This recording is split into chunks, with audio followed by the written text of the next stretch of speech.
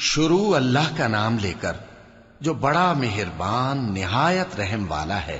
आसमान की कसम जिसमें बुर्ज हैं, और उस दिन की जिसका वादा है, और हाजिर होने वाले की और उसकी जिसके पास हाजिर होते हैं कि खंदकों वाले हलाक कर दिए गए, यानी आग की खंदकें जिसमें ईंधन झोंक रखा था, जबकि वो उनके किनारों पर बैठे हुए थे और जो जुल्म वो अहले ईमान पर कर रहे थे उनका नजारा कर रहे थे।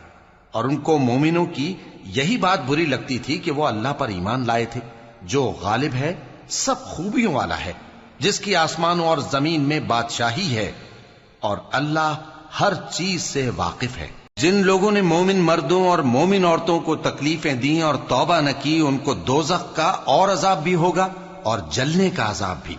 और जो लोग ईमान लाए और नेक काम करते रहे, उनके लिए बागात हैं जिनके नीचे नहरें बह रही।